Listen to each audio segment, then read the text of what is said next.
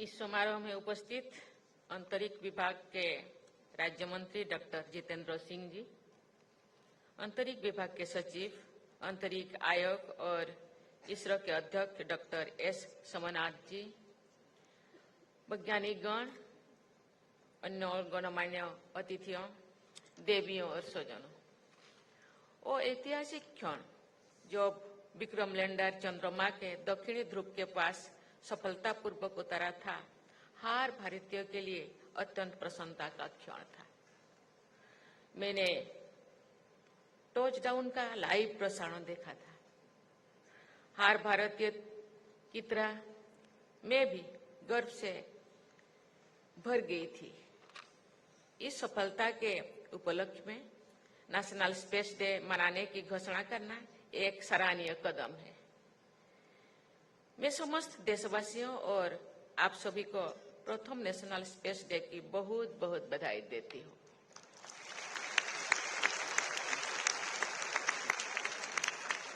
अपने प्रारंभिक दिनों के अब तक इसरो की यात्रा शानदार रही है। इसरो ने स्पेस सेक्टर में उल्लेखनीय उपलब्धियां हासिल की है।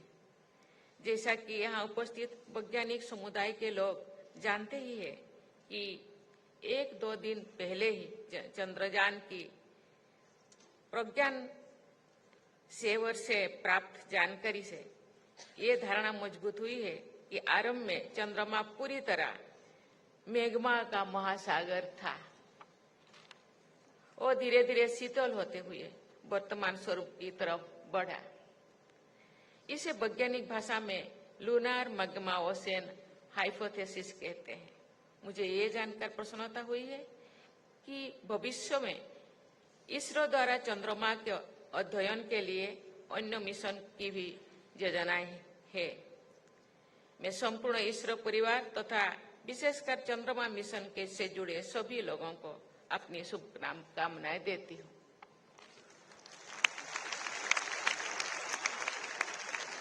आज के कार्यक्रम में विद्यार्थियों की भागीदारी देखकर मुझे खुशी हो रही है। इसरो द्वारा आयोजित भारतीय अंतरिक्ष हैकाथॉन और रोबोटिक्स चैलेंज की विजेताओं को मैं हार्दिक बधाई देती हूँ। मैं आशा करती हूँ कि इसरो द्वारा चलाए जा रहे स्पेस ऑन व्हील्स और स्पेस ट्यूटर्स जैसे कार्यक्रम जनमानस सामान्य एवं विद्यार्थियों में स्पेस के बारे में उत्कृष्टता और जानकारी बढ़ाने में उपयोगी सिद्ध रहेंगे। देवियों और स्वजनों, स्पेस सेक्टर के साथ साथ इसरो ने देश के सामाजिक और आर्थिक विकास में भी अमूल्य योगदान दिया है। मुझे पूर्ण विश्वास है कि आप ऐसे ही देश के विकास यात्रा में योगदान देते रहेंगे। इस महीने में भारत के स्पेस प्रोग्राम के जनक माने जाने वाले डॉक्टर विक्रम साराभाई की जयंती भी मनाई जाती है। ये न केवल महान वैज्ञानिक थे बल्कि एक दूरदर्शी इंस्टीट्यूशन बिल्डर्स भी थे। उन्होंने स्पेस सहित विभिन्न क्षेत्रों में कई संस्थानों की स्थापना की। उन्होंने कहा था, and I quote, "Those that can apply their insights to the problems of the community and of the nation discover an exciting area of activity where efforts is rewarding even while the results so slowly." Unquote. वर्तमान परिप्रेक्ष्य में उनका ये कथन अत्यंत प्रासंगिक है, क्योंकि भारत के स्पेस प्रोग्राम का उद्देश्य अंतरिक्ष के क्षेत्र में आत्मनिर्भरता प्राप्त करते हुए देश का सामाजिक और आर्थिक विकास करना है।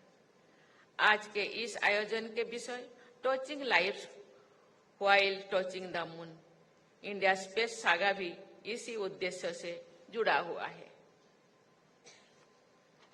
देवियों और स्वजनों, स्पेस एक्सप्लोरेशन ने मनुष्य की क्षमताओं को बढ़ाया है, मानव की कल्पना को यथार्थ में बदला है, ब्रह्मांड के रहस्यों से पर्दा उठाया है।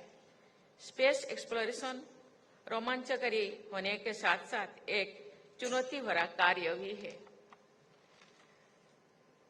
इसमें अनेक समस्याएं आती हैं।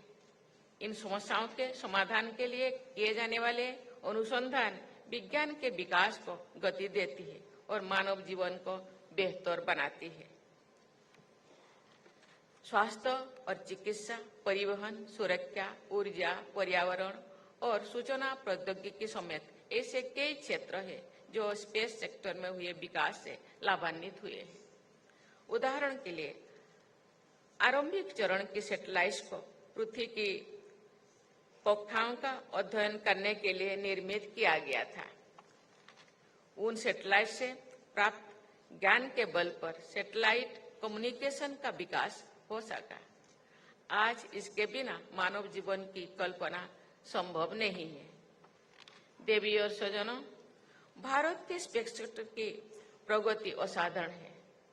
चाहे वो कम संसाधनों में सफलतापूर्वक पूरा किया गया मंगल मिशन हो या एक बार में 100 से अधिक सैटेलाइट्स का सफल प्रक्षेपण हो, हमने अनेक प्रभावशाली उपलब्धियां हासिल की है।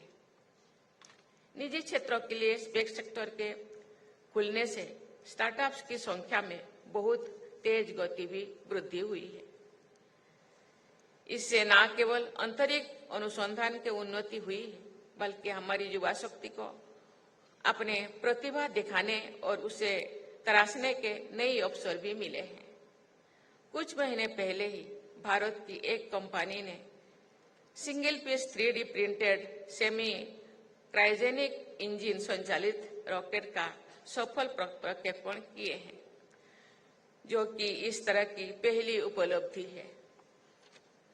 अंतर्राष्ट्रीय संबंधों में विश्वास एवं साझेदारी बढ़ाने के लिए भी स्पेस सेक्टर एक अच्छा माध्यम है।